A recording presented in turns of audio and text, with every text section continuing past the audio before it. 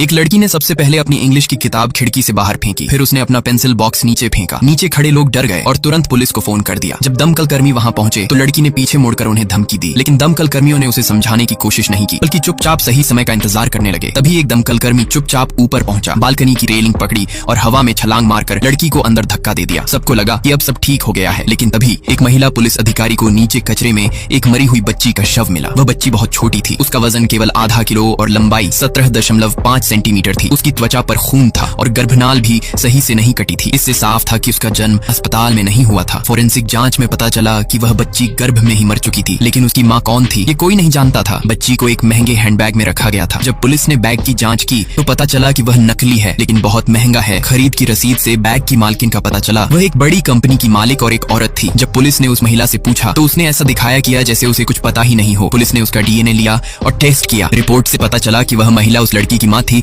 जो बिल्डिंग से कूद गई थी। उसका नाम था लिसा, यानी लिसा ही उस मरी हुई बच्ची की माँ थी। पुलिस ने लिसा से पूछताछ की और उससे बच्चे के पिता का नाम पूछा। उसने अपनी नोटबुक में 5 लड़कों के नाम लिखे। ये सभी उसके क्लासमेट थे। जब उन लड़कों के माता पिता को बुलाया गया और डीएनए टेस्ट हुआ तो चौंकाने वाली बात सामने आई। इनमें से कोई भी बच्ची का पिता नहीं था। पुलिस को शक हुआ कि लिसा झूठ बोल रही है। उन्होंने घर का सीसीटीवी देखा और पाया कि जिस दिन लिसा ने कूदने की कोशिश की थी उस दिन बेडरूम का दरवाजा हटाया गया था। पुलिस को शक हुआ कि बच्ची का पिता लिसा का भाई या पिता हो सकता है। उन्होंने लिसा के भाई का हेडफोन चुरा लिया और पिता के थूक का सैंपल ले लिया। डीएनए टेस्ट का इंतजार करते हुए पुलिस ने लिसा से दोबारा पूछा कि उसने झूठ क्यों बोला। लिसा ने कहा कि वह नहीं चाहती थी कि लोग सच जाने, वरना उसकी इज्जत चली जाती। उसे खुद अपनी प्रेगनेंसी का ठीक से पता नहीं था। उसने एक बार अपनी माँ से पेट दर्द की शिकायत की थी, लेकिन माँ ने ध्यान नहीं दिया। लिसा ने बच्चे को अपनी माँ के महंगे बैग में जानबूझकर जन्म दिया ताकि उसे सजा दे सके। आखिरकार पुलिस ने लिसा के छोटे भाई की एक फोटो दिखाई और बताया कि असली अपराधी वही है। दरअसल उसका अपनी बहन से झगड़ा हुआ था और बहन ने गुस्से में उसकी सारी